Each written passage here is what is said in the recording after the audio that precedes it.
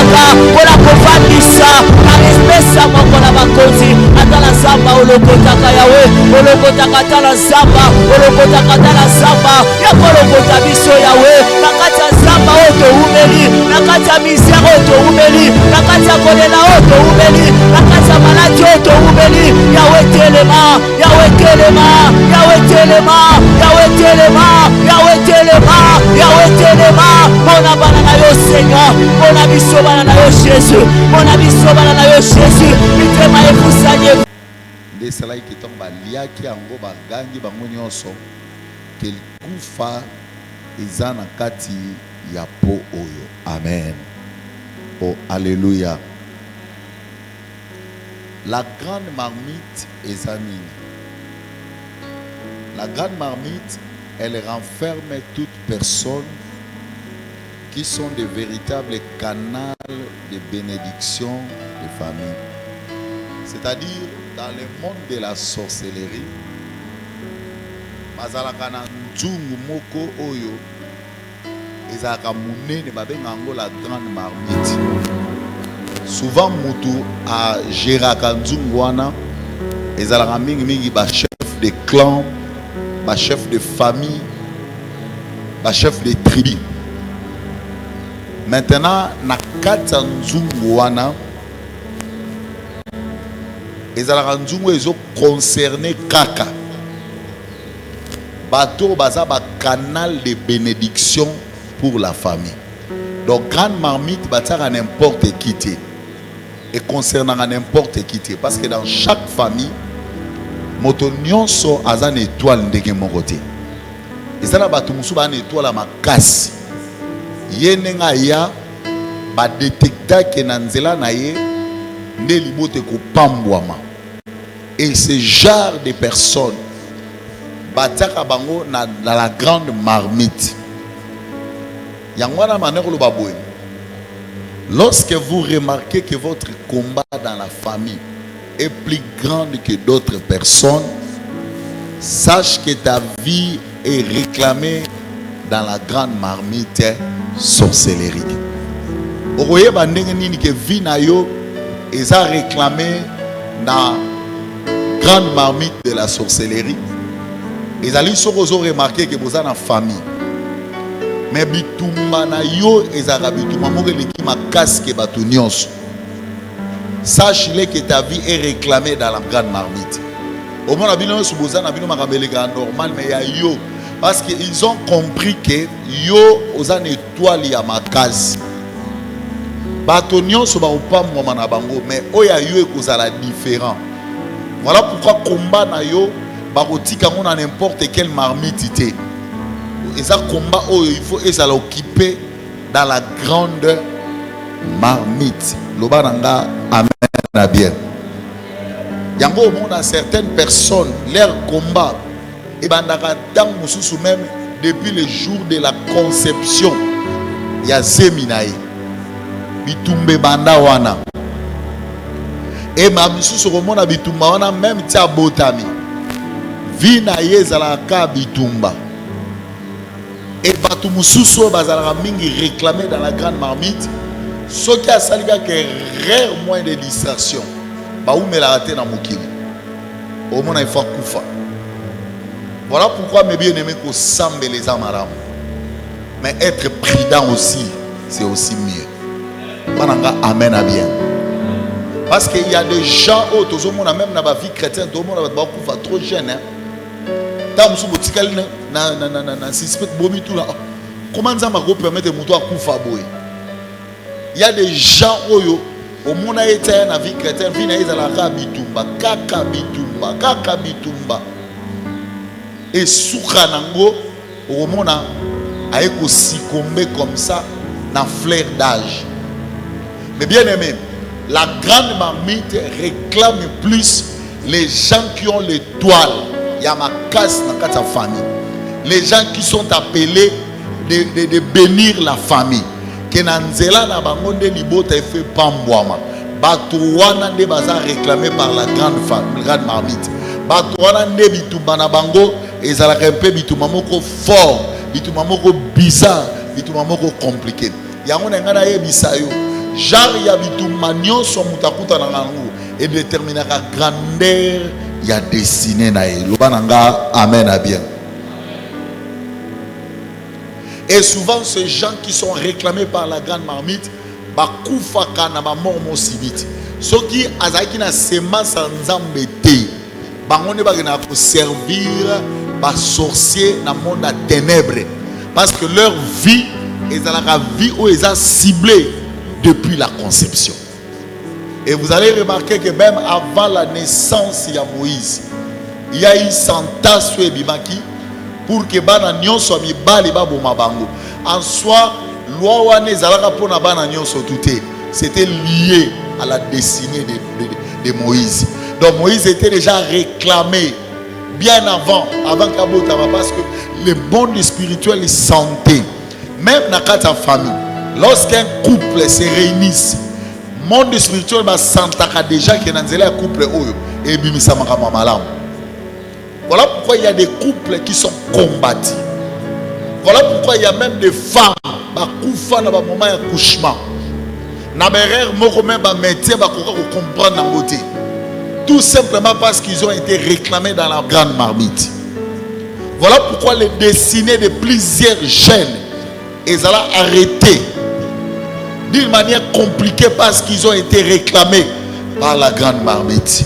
Je prie ce matin, si ta vie aussi est réclamée dans la grande marmite, je déclare au nom puissant de Jésus-Christ que cette réclamation soit révoquée. Que cette réclamation soit révoquée. Que cette réclamation soit révoquée. Tu es destiné dans des grandes choses. Au Seigneur Nzambe te ozala objet à l'ipamboli. Mais Nzambe ye moko na souveraineté na ye asala yo objet à l'ipamboli à famille. Alors le rôle Nzamba asala yo objet à l'ipamboli à famille, Nzambe pas koyeba ko veiller na ngona kata vina yo. Loba nanga amen à bien.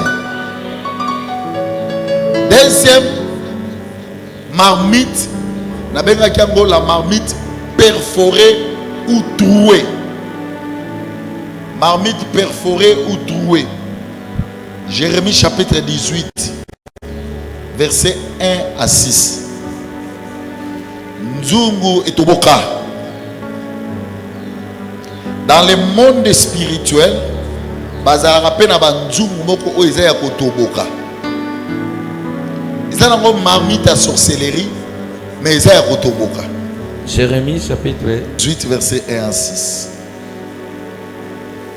Fouillez, enfants de Benjamin. Jérémie 18. La parole fut adressée à Jérémie de la part de l'Éternel. La parole fut adressée à Jérémie de la part de l'Éternel en ces mots. Yes. Lève-toi. Téléma. Et descends dans la maison des potiers. Kenenanda kwa potier. Là, je te ferai entendre mes paroles. Kuna na koyoki soma lobanangai. J'ai descendu dans la maison du potier. Na kiti nanda ko ya potier. Et voici, il travaillait sur un tour. Yea banaye ko sala na machine na ye. Le vase qu'il faisait ne réussit pas. Comme il arrivait à l'argile dans la main du potier, il a refait un autre vase tel qu'il trouva bon de le faire. Et la parole de l'Éternel me fit adresser en ces mots. Ne puis-je pas agir envers vous comme ces potiers? Maison d'Israël, dit l'Éternel, voici comme l'argile est dans la main du potier, ainsi vous êtes dans ma main, maison d'Israël. Amen. Ce qui nous concerne ici, c'est la partie première. Il y a passage haut. Alors, na kiti nanda kwa potier, na keko kuta potier, nyonso azo travailler, izo simbate. Na ba texte originaux de mutu, ba olobela plus que la vase que le potier avait fait, ezaki vase oyo, ezaki na madusu. Yamok awa bazo utiliser ba terme que la vase ne sortait pas en bon état. Et ça qui n'a qualité à malamouté. Chers bien-aimés, à part la grande marmite dans le monde de la sorcellerie, dans la sorcellerie, ils ont aussi la marmite trouée. Nzungu yakindoki, mais nzungu a une particularité nango, eza ya kotoboka. Pourquoi eza ya kotoboka? Parce que eza na signification na yango. Nzungu oyo ezali ezo représenter plus ba vie ya bato oyo batia bango na prison wana, mais prison wana batia bango na état moko ya kotoboka. C'est-à-dire qui détermine leur vie, une vie sans succès, sans réussite. C'est-à-dire il y a d'autres personnes bakanga bango na banzungu, mais nzungu bakangela iwana basalango exprès batia nzungu wana ezala nzungu ya kotoboka. En fait, nzungu ya kotoboka wana c'est l'état de cette marmite, mais ils ont un caractère spirituel ou un langage spirituel pour la vie de la personne qui est liée à cette marmite. Est-ce que vous comprenez? Il y a des gens qui réalisent des vies sans succès. Batebele on va réaliser la vie sans succès. Même s'il a des ambitions, il connaît toujours des pertes. Sa vie ne réalise pas un progrès. En fait, il y a un nzungu, mais nzungu na yo za kotoboka. Amen. Amen. Mais ce matin à lobby, peu importe la qualité de la marmite, tu dois sortir de cette marmite. Amen. Amen à bien. Amen. Ils ont déjà déterminé l'état de ta vie. Et souvent, bajara ba marmite yo, ezalaka na catégorie ya batu moko ba siblaka. Yango omona depuis yo kola, o réalisera ba succès za la na vie na. Atozi musalo zomla ke musalo ezama musalo malamu na o réussir nango. Mais suka nango il faut essuyer. Relation nazo mona ezoke malamu. Kopo na mona ezoke malamu. Mais suka il faut échouer parce qu'il y a une marmite qui te réclame. Na sengi na nzambe moto na ekita etumba marmite wana. Amen. Tika ete nzungu nyonso ba établissa ki vie na yo. Ba établissa ki makambo na yo. Ba établissa ki lamba na yo. Ba établissa ki manzaka na yo. Ba établissa ki ma empreinte na yo. Que cette marmite soit consumée par le feu. Amen. Et troisième genre, il y a marmite, la benga kango, marmite comme linge de la sorcellerie. Il y a aussi des marmites linge. Je vais expliquer ça. Luc chapitre 19 verset 20. Et l'obélis sur le romokouane. Luc chapitre 19 verset 20.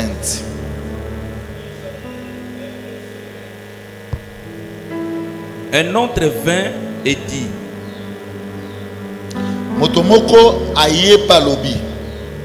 Seigneur, voici ta mine. C'est mon condita là o ezali mini na yo. Que j'ai gardé dans un linge. Oyo ngai na bombi na linge. Loba amen à bien. Amen. Moto aye ko se présenter devant Jésus avec la mine. La mine est sa richesse mobima. Habita la mine na yo. Oh, na bombi na linge. En fait, il y a des marmites qu'on attribue ça dans les formes ou dans les langages de délivrance. Le coup là, marmite linge. C'est-à-dire quoi? Cette personne est venue avec la mine. Yamokondinae. Mais cette mine, il avait caché ça avec une linge. Qu'est-ce que cela veut dire la marmite comme étant linge?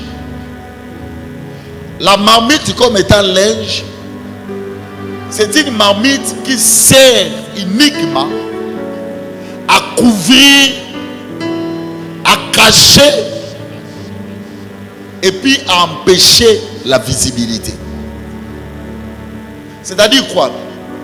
Dans le monde de la sorcellerie, il y a des marmites oyo, marmites oyo musala ngo ezala robomate.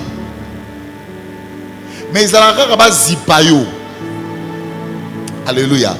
Amen. Oyo rabat mususo azala na masque. En fait, bazwa marmite ya sorcellerie. Bazipa vie na ye. Bazipa destiné na ye. Bazipa ba talent na ye. Bazipa ba capacité na yo. Donc le fait que ba kotisa ye na kata marmite wana kombo na ye zali azana visibilité te. Amen. Amen. Yango omona batu mususu ayebi musala. Mais bazwaki presa malamu te. Azana talent. Mais place où azo évoluer, eza comparable te na talent ya zana yango. So otali olobi ke o baso bazuye ba kete place boye et s'il m'a changé. Tout simplement parce que sa vie a été couverte. Alléluia. Amen. Oui, même na ba misala, même na ba université. Et ça na ba prof mususu, so ozola na cours na ozo tuna o koma prof ndeni. Amen hein. Amen. Mais ça na ba prof mususu to benga ba grand prof na ba secondaire, ozo mona marque oyo azo mériter aux na université. Mais comme sa vie a été couverte, moi comme ici qu'on est athée. Amen. Amen. Voilà pourquoi il y a des gens au tali sœur le dit que non, cette sœur mérite d'être dans le mariage. Mais au tali mususu ba o yazo mériter libala te mais ndenge libala ezo yela ye. Oza komi tuna comment ye bouye pour nanine. Parce qu'il y a un problème de la marmite. Où il couvre vie. C'est pourquoi j'ai dit ce matin, s'il y a quelque chose qui a couvert ta destinée, s'il y a une marmite où il va cacher destinée, va cacher visibilité, dans le mina tonga lelo, le moto. Moto. Tika moto nzambe kitane sika wana. Amen. Place marmite wana ezali ezika. Amen. Dans le bien zika. Amen. Que ta beauté ebima. Que ta valeur ebima. Amen. Que tes talents ebima. Amen. Makambo ya yo ebima. Amen. Mabomba ebima. Amen. Diplôme na yo ebima. Visibilité na yo ebima. Amen. Talent na yo ebima. Elengi na yo ebima. Nyonso ya yo ebima. Amen. Pour que tu sois valorisé. Alléluia. Yaya, tu ne mérites pas là où tu es. Il y a une opportunité aux hommes tout na menga na salani. Otali na classe après hôtel banayote. Mais lelo il se retrouve. Il se retrouve. Otali par rapport ya ndenge nzamba saila yonaye a hôtel manote so yo lati ya lati a hôtel mate. Mais lelo yé azana kata ndako ya libala. Lelo yé azana kata société moko boazo sala et puis il est en train de s'organiser. Mais yo na ba talent na yo et soukelo na veni et soukelo na quartier. Ezo soukelo na ndako na lobi lelo zo biba na nzungu wana na bi lelo zo bima na nzungu so keza na nzungu moko bomba vi na yo po obimaka te lelo na lobi nzungu wana ekozika na lobi nzungu wana ekosanza yo nzungu wana ekobimisa yo. Tu ne mérites pas cette condition.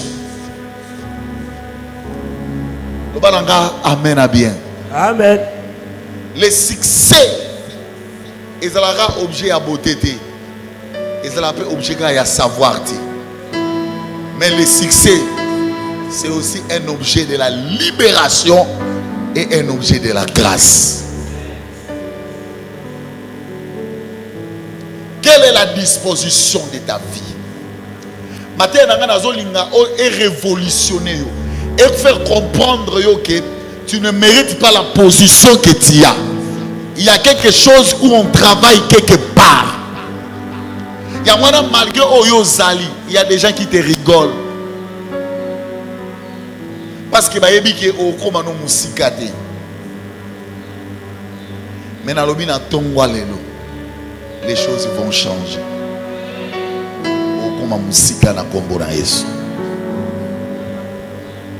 Amen.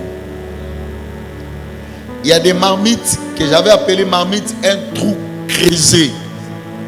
C'est-à-dire marmite oyo basala yango na libulu ba creusa et dans cette trou basala marmite.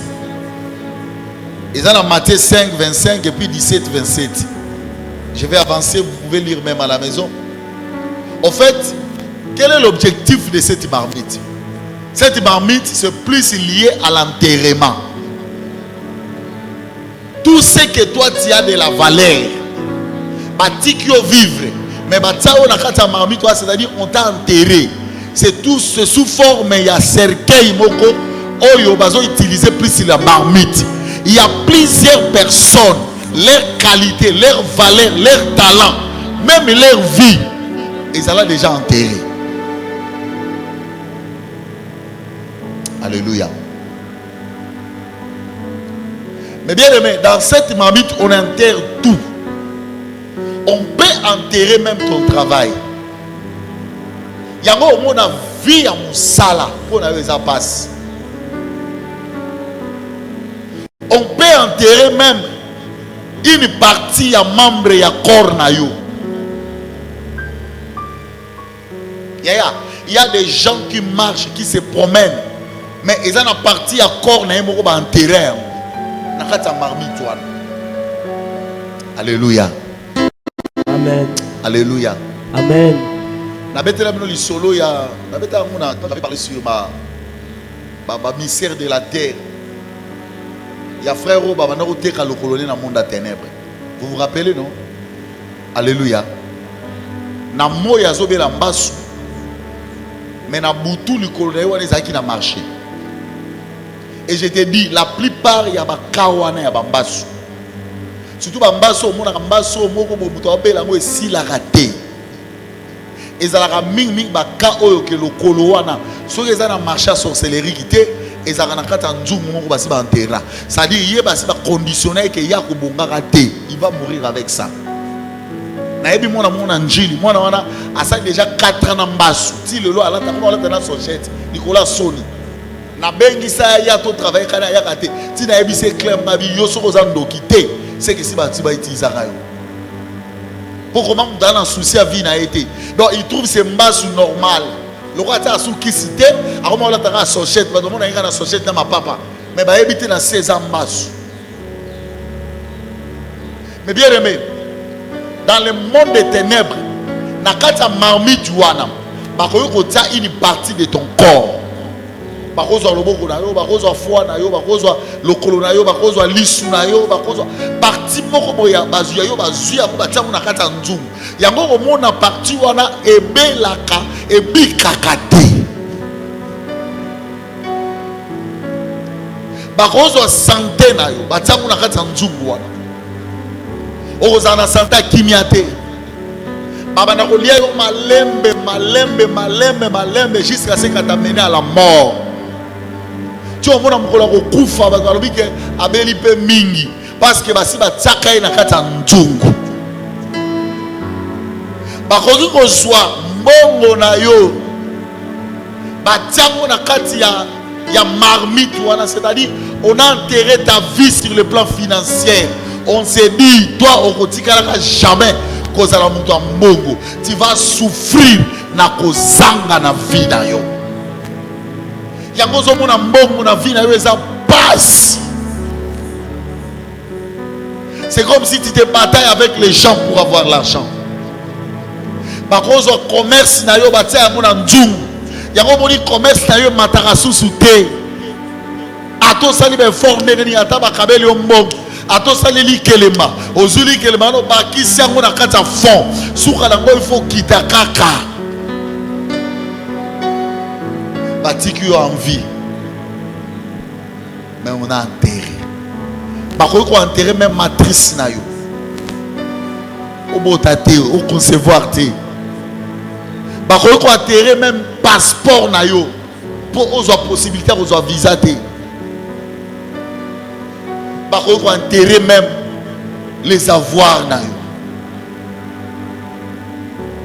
Laisse que la puissance de la résurrection ekutana na Lazare ebimisa vie na yo na kati ya marmite wana.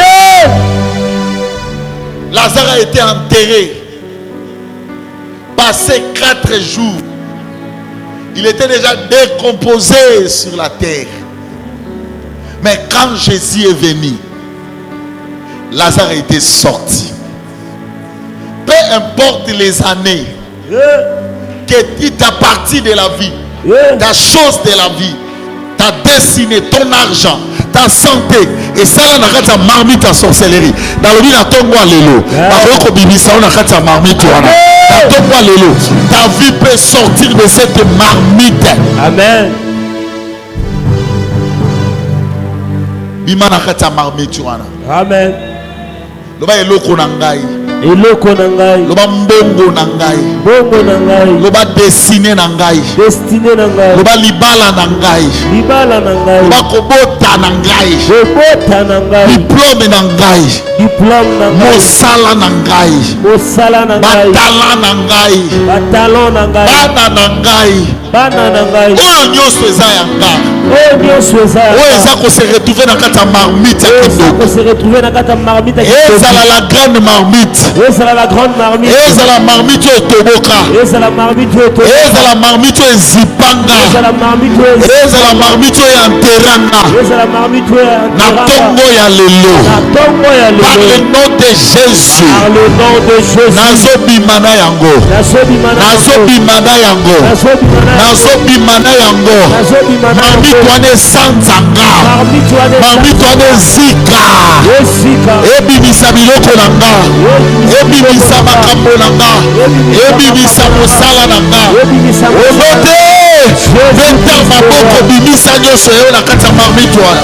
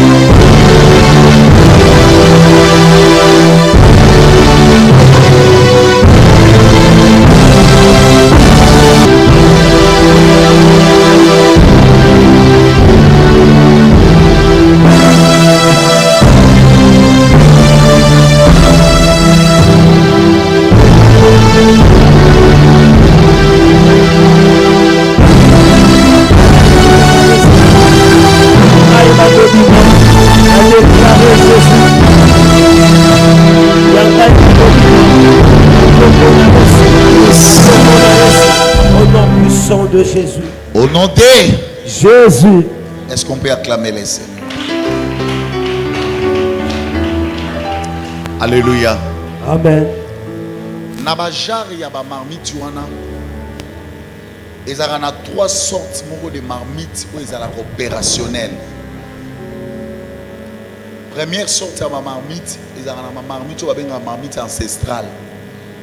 Marmite ancestrale eza marmite oyo muto azo détenir ango, c'est lui le chef de la famille. Nena lobaki bato bazaka ba matriarcat, c'est le l'oncle, bato bazaka ba patriarcat, c'est le grand-père oyo azako déterminant. Alors dans la marmite wana ancestrale, eza ba marmite oyo ezako gérer ba coutume, ezako gérer ba malédiction. Ils ont géré la loi nyonso oyo batia lokola ba loi établie ya famille. et yango mutu éveilla quand même. Ce qui moto moko par exemple na coutume basenga eloko boye mutu wana pesi yango te. Dans cette marmite nde ememaka influence oyo bato bako vivre même na vie na bango même na kati ya mabala. La marmite ancestrale. Deuxième sorte de marmite, c'est une marmite personnelle. Ça, c'est une marmite que un sorcier peut en avoir, ou bien un occultiste. C'est-à-dire, en dehors, il y a grande marmite. En dehors, il y a une marmite ancestrale. Motoye moko pa koza na marmite naï. Vous allez voir un sorcier dans les quartiers. Azarana nzungu naï, ataba jeune union sur la quartier na kata nzungu wana.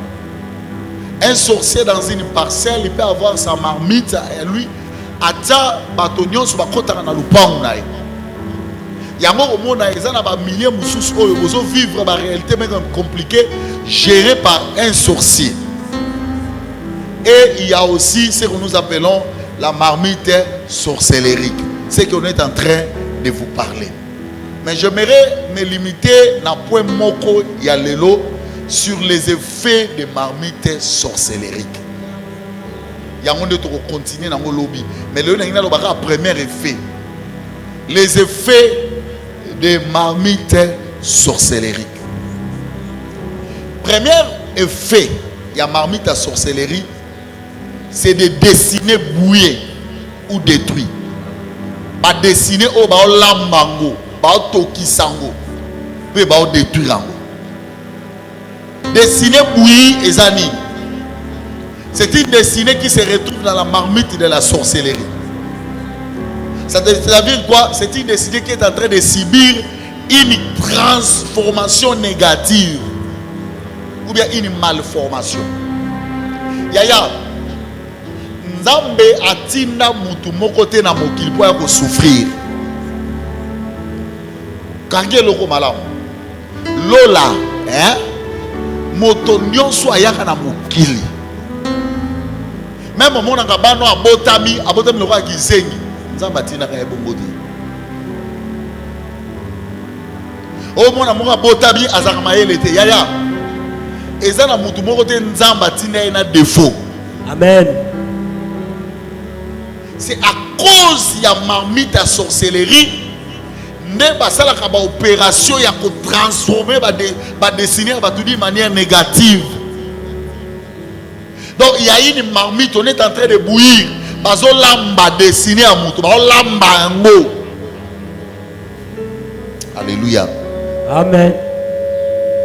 Pour perdre pureté nango, pour perdre force nango, pour perdre gloire nango initiale. Tu as été créé glorieuse. Amen. Tu dois retrouver ta gloire. Amen. Tu dois retrouver ta gloire initiale. Alors comment il procède pour ne pas dessiner à Moutouba Lambayango? La première des choses va procéder par l'identification. L'identification de la victime. C'est-à-dire quoi? Les sorciers, ils vont repérer la personne. Bible Nabiso. Yesu na botamide. Anon na libum. Hein? Mais ba mage d'Orient. Place au bazaraki. Ba mon étoile nae. Ba landeli étoile lango place ezali. Ba e komona place étoile lango ezali eza na kati ya Jérusalem, na kati ya Israël, précisément na Nazareth. Mais ba croire que le kabongo il fallait pas passer par Hérode. Pour y après ça va autorisation. C'est-à-dire quoi? Déjà lorsque deux personnes se rencontrent dans le monde spirituel, ba considaka ba étoile ya bato wana po ba yeba genre ya ba dessiner nini bato wana ba ko bimisa. Je me fais comprendre? Yango komona ena ba couple musu depuis ba lingana po ba bota. C'est tout un problème parce qu'ils savent que bateau mi ba leso ba bimisi bana na ba oza n'importe qui.